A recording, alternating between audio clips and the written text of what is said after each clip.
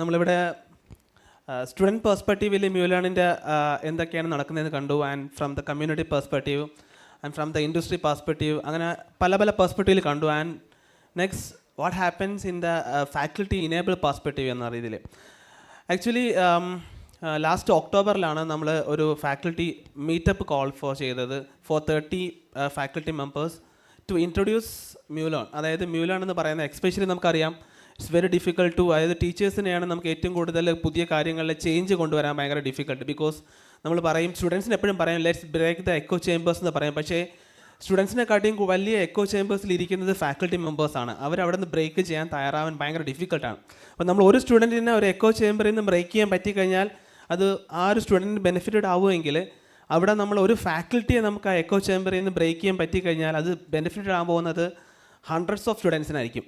അപ്പോൾ അതിന് ഒരു ഒബ്ജക്റ്റീവോട് കൂടിയാണ് ശരിക്കും കഴിഞ്ഞ ഒക്ടോബറിൽ നമ്മൾ അങ്ങനെ ഒരു ഇനിഷ്യേറ്റീവ് എടുക്കുകയും നമുക്കൊരു ഡിഫറെൻറ്റ് സെഗ്മെൻറ്റ്, അതായത് engineering college, arts and science college, polytechnic കോളേജസിനൊക്കെ ആയിട്ട് ഒരു 30 സെലക്റ്റഡ് ഫാക്കൽറ്റി മെമ്പേഴ്സിനെ കൊണ്ടുവന്ന് നമ്മൾ എന്താണ് ഡിസ്കോഡ് പ്ലാറ്റ്ഫോം, എന്താണ് മ്യൂലാണെന്ന് 2 ദിവസം ഹാൻഡ്സ് ഓൺ തന്നെ ചെയ്യിപ്പിച്ച് നമ്മളൊരു ആക്ടിവിറ്റി ചെയ്ത് ഒരു ആക്ടിവിറ്റി കർമ്മ പോയിന്റ് കൊടുത്താണ് നമ്മൾ അവരെ വിട്ടത്.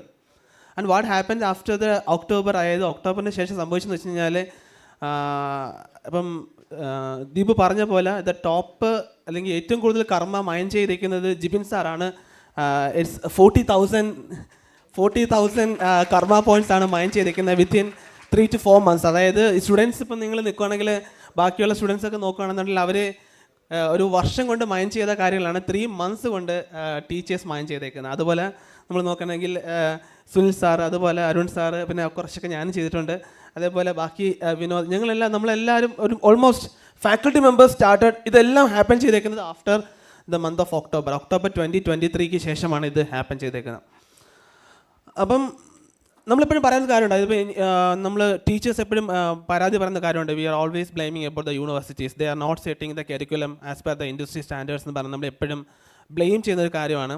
അതേപോലെ തന്നെ നമ്മൾ ഡിസ്കസ് ചെയ്ത് നോക്കുമ്പോഴത്തേക്ക് നമുക്കറിയാം മോസ്റ്റ് ഓഫ് ദ സബ്ജക്ട്സ് നമ്മൾ കഴിഞ്ഞ 10 years ബിഫോർ നമ്മൾ പഠിപ്പിച്ച അതേ സബ്ജക്റ്റുകൾ തന്നെയാണ് നമ്മളിപ്പോഴും പഠിപ്പിച്ചുകൊണ്ടിരിക്കുന്നത്. Maybe there will be the difference within the number of modules, അതായത് 6 മോഡ്യൂൾ 5 മോഡ്യൂൾ ആകും, തിരിച്ച് 5 മോഡ്യൂൾ 6 മോഡ്യൂൾ ആകും. ഇങ്ങനെയുള്ള ഡിഫറൻസ് മാത്രമാണ് നമുക്ക് പലപ്പോഴും ഉണ്ടാകുന്നത്. ബട്ട് നമുക്ക് ഈ ഒരു സെഷനോട് കൂടി നമുക്ക് എന്താ മനസ്സിലായെന്ന് വെച്ച് കഴിഞ്ഞാൽ സിലബസ് എന്തായിക്കോട്ടെ, 10 വർഷം അല്ലെങ്കിൽ 5 വർഷം സെയിം സിലബസ് ആയിക്കോട്ടെ, എങ്ങനെ നമ്മൾ ഈ സിലബസിനെ ഡെലിവറി ചെയ്യുന്നു എന്നതിലാണ് നമുക്ക് അതിനകത്ത് ചേഞ്ച് കൊണ്ടുവരാൻ പറ്റുന്നത്. സോ ബിഫോർ 10 അല്ലെങ്കിൽ 10 വർഷം മുമ്പ് ഞാനൊരു എടുത്ത സബ്ജക്റ്റിന് ഇന്ന് ഞാൻ പഠിപ്പിക്കുമ്പോൾ ഞാൻ ഡെലിവറി ചെയ്യേണ്ടത് 10 വർഷം മുമ്പത്തെ സ്ട്രാറ്റജിയിലല്ല.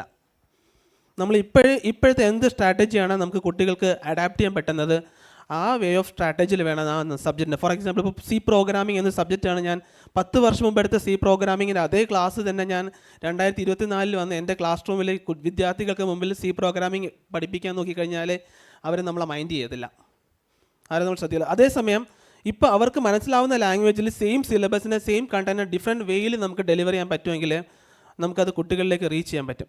അതിന് വേണ്ടി ഞങ്ങളെ ഒരുപാട് ഹെൽപ്പ് ചെയ്താണ് മ്യൂലേൺ പ്ലാറ്റ്ഫോം. അതായത് അതിലെ ഓരോ ടാസ്കുകളും എനിക്ക് തോന്നുന്നു കുട്ടികൾ കണ്ടുപിടിക്കുന്നതിനെക്കാട്ടിയും കൂടുതലായിട്ട് തന്നെ നമുക്കറിയാം ടീച്ചേഴ്സിന് പ്രത്യേകം കഴിവുണ്ട് മിസ്റ്റേക്സ് കണ്ടുപിടിക്കാൻ വേണ്ടിയിട്ട്. അപ്പോൾ ഓരോ ടാസ്കിൻ്റെ അകത്തെ മിസ്റ്റേക്സ് ഞങ്ങളിങ്ങനെ പോയിൻ്റ് ഔട്ട് ചെയ്ത് കഴിഞ്ഞ 3 മാസം എനിക്ക് തോന്നുന്നു മ്യൂലേൻ്റെ ടെക് ടീം വെറുതെ ഇരുന്നിട്ടില്ല. ശരിക്കും ഫാക്കൽറ്റീസ് അതിനകത്തേക്ക് വന്നു കഴിഞ്ഞതിന് ശേഷമാണ് ടെക് ടീമൊക്കെ ശരിക്കും കാര്യങ്ങൾ അവർ എത്രത്തോളം പ്രശ്നങ്ങൾ അതിനകത്തുണ്ടെന്ന് തിരിച്ചറിഞ്ഞത്.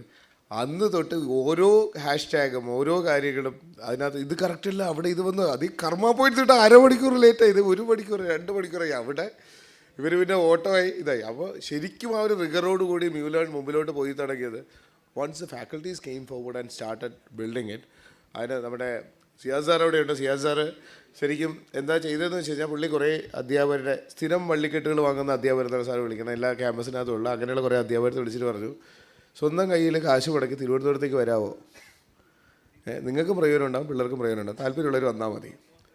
And I think around 40+ people came here and they spent 2 days with മ്യൂലേൺ understanding it and building things, and that is what they അവർ പിന്നെ പുറത്തേക്ക് പോയിട്ട് ഇപ്പോൾ സിയാസ് സാർ ഇപ്പോൾ ഫ്രണ്ടിൽ സെക്യൂരിറ്റിയെ വളഞ്ഞിരുത്തി മ്യൂലേൺ പഠിപ്പിക്കുമെന്നാണ് പറയുന്നത്.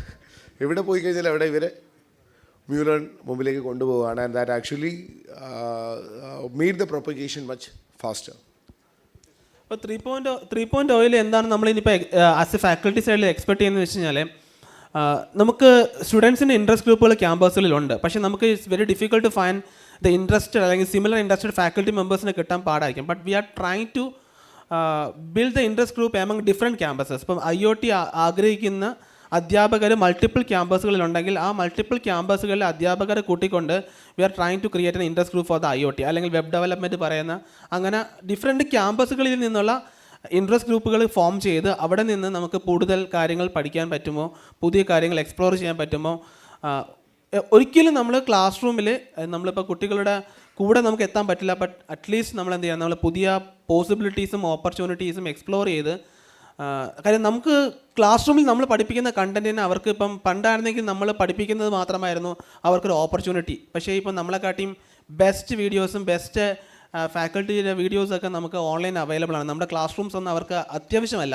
അപ്പം നമുക്ക് ചെയ്യാൻ പറ്റുന്നത് we can create the curiosity in the classroom. ക്ലാസ് റൂമിനകത്ത് ക്യൂരിയോസിറ്റി ക്രിയേറ്റ് ചെയ്യാൻ പറ്റണം. അപ്പോൾ ക്ലാസ് റൂംസിനകത്ത് ക്യൂരിയോസിറ്റി ക്രിയേറ്റ് ചെയ്യാൻ പറ്റണമെന്നുണ്ടെങ്കിൽ അങ്ങനെ പറയാൻ പറ്റുന്ന കണ്ടൻസ് നമ്മുടെ അടുത്ത് ഉണ്ടാവണം.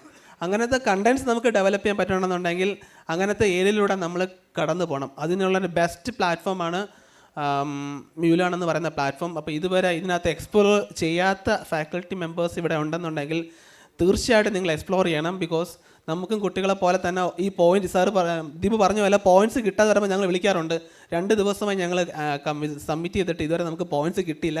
പെട്ടെന്ന് പോയിന്റ്സ് ആണ്, അല്ലെങ്കിൽ അടുത്ത അധ്യാപകൻ വേറെ കയറി പോകും. ഭയങ്കര കോമ്പറ്റീഷൻ ആയിരുന്നു.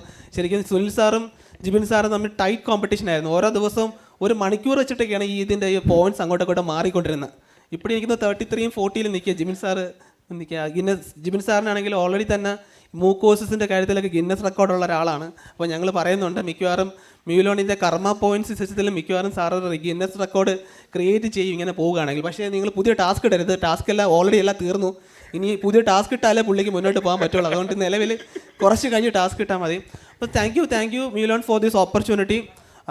അധ്യാപകർക്കും എന്താണ് നമുക്ക് മ്യൂലോണിലൂടെ മുന്നോട്ട് വരാൻ പറ്റുന്ന എന്നുള്ളൊരു ഓപ്പർച്യൂണിറ്റി എക്സ്പ്ലോർ ചെയ്തതിന് മ്യൂലോണിന് വളരെ വലിയ നന്ദി. ഈ ഓപ്പർച്യൂണിറ്റി നമ്മൾ കാണാതെ പോകരുത്. നമുക്ക് ഓരോരുത്തർക്കും ഇതിൽ നിന്ന് നല്ല രീതിയിലുള്ള ബെനിഫിറ്റ്സ് ഉണ്ടാകട്ടെ. So thank you so much.